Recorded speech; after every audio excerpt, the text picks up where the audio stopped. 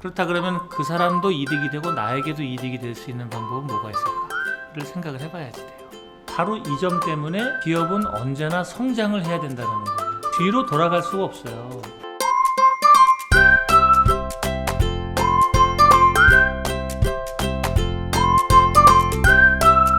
저희가 주 6일 근무였어요. 월요일부터 토요일까지였는데 올해부터 월요일부터 금요일까지로 주 5일 근무로 바뀌어서 직원들의 급여를 아직은 제가 뭐라고 얘기를 하진 않았는데 직원들은 뭐 본인의 급여가 다운되는 걸로 알고 있거든요. 이거를 다운시켜야 되는 건지 아니면 그냥 가도 괜찮은 건지를 여쭤보고 싶어요.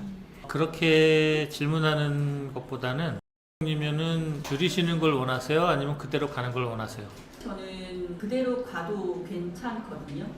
그런데 어떠한 고민이 되냐면 명분 없이 제가 돈을 주고 있는 건 아닌가라고 하는 거에 대한 고민이에요. 그러니까 만약에 예를 들어서 지금 350의 급여라면 이걸 350의 급여가 픽스가 된 건 주 6일을 근무하는 거를 근무 조건으로 한 건데 근데 이게 주 5일로 바뀌었을 때도 계속 350이라고 하면 제가 명분 없이 50만 원을 더 주고 있는 건 아닌지 아니면 이 50만 원을 다른 방법으로 주는 것이 더 나은 건지에 대한 고민. 네.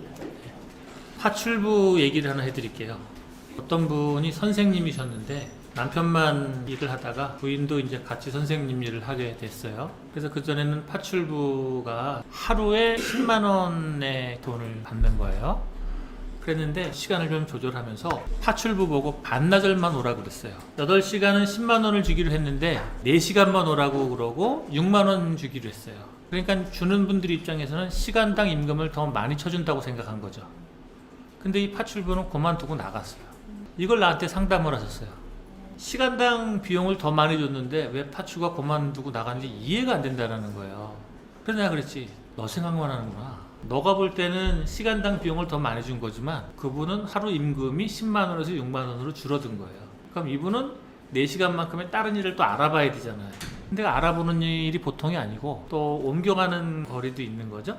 그래서 이분은 그냥 그만뒀어요. 그래서 뭐 어느 게 옳다 그르다라고 얘기할 수는 없는 거죠. 자기 입장 따라 다른 거잖아요.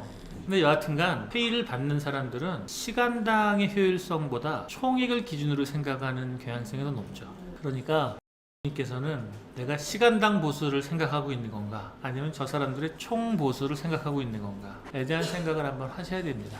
근데 저라면 어떻게 할 것이냐, 이런 경우에 저의 의사결정의 기준은 애매모호하잖아요. 애매모호할 땐 제가 뭐라고 그랬나요? 애매모호할 때는 나에게 유리하게 의사결정하지 마라. 그러면 그 애매모호함을 만든 게 누구냐? 그 애매모호함을 만든 게 나의 의사결정의 실수예요. 그전에는 6일을 했다가 5일로 갔죠. 이게 님의 의사결정상의 미스예요. 자, 한번 봐보겠습니다. 님께서 주 6일 근무를 하다가 주 5일로 줄이니까 근무일수가 줄었으니까 그만큼 빼야 되지 않느냐 이렇게 생각하는 거잖아요. 근데 받는 사람들은 근무일수 조정이 중요한 게 아니라 내가 받는 전체 토탈 셀러리가 더 중요할 수 있다고 그랬잖아요. 그렇다 그러면 그 사람도 이득이 되고 나에게도 이득이 될 수 있는 방법은 뭐가 있을까를 생각을 해봐야지 돼요. 바로 이 점 때문에 기업은 언제나 성장을 해야 된다는 거예요. 뒤로 돌아갈 수가 없어요. 지금 뭐 여러 가지 조건이 바뀌어서 6일 근무하던 거를 5일로 바꾸면서 비용을 세이브하려고 그런 건데 그게 안 된다니까. 확장 일로예요. 사람의 욕망은 앞으로는 가지만 뒤로는 안 가요. 불가능합니다. 그래서 확장 모드로 가야만 하는 거예요. 내 나이가 70이 됐건 80이 됐건 사업을 하는 한 계속해서 확장 모드로 가야만 해요. 그래야지 젊은 사람들의 이 욕망을 채워줄 수가 있어요. 방법이 없어. 그래서 요 정도만 하자 이런 건 없다라는 거예요.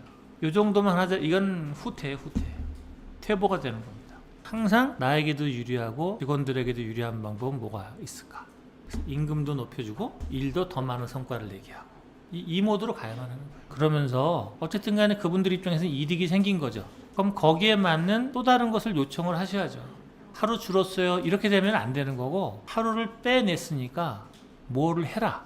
모든 제한과 역제한의 기준은 전진 대 전진, 후퇴 대 후퇴.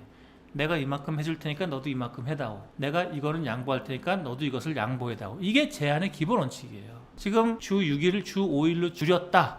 나도 이 대목에서 너네 비용을 깎지 않을 테니 너네도 이것을 해다오. 이 조건이 딱 성립이 되잖아요. 전진 대 전진, 후퇴 대 후퇴의 전략. 그렇게 하셔야지 돼요. 사람이 좋은 것과 좋은 리더가 되는 것은 다른 문제예요. 좋은 리더는 그 사람을 그냥 쉬게 하는 게 좋은 리더가 아니라 쉬면서도 성장할 수 있게 해줘야지 좋은 리더가 되는 거죠. 정리를 한번 해볼게요. 시간당 비용으로 갈 거냐, 총액 개념으로 갈 거냐. 돈을 받는 사람은 시간당 비용이 중요한 게 아니라 총액 개념이 더 중요한 경우가 많다. 그래서 며칠 일하고 얼마 줄인다.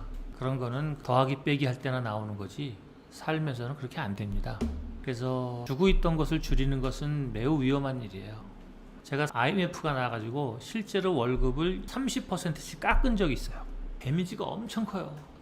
결혼해서 살고 있는데 한 달 월급을 300만 원 받다가 200 얼마를 받으니까 팍 줄어들어요. 엄청나게 줄어드는 겁니다.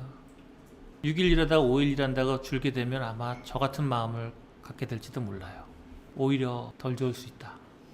줬다 뺏는 식이 되는 거니까. 그러면은 주고도 욕을 먹게 되는 거지. 그럼 다른 방식으로 교체를 해야지 되는데 그때는 서로가 윈윈할 수 있는 아이디어를 내자. 보완해야 될 점을 그 시간에 보완할 수 있게 요청을 뭔가를 하자. 네, 되셨을까요? 네, 감사합니다. 네.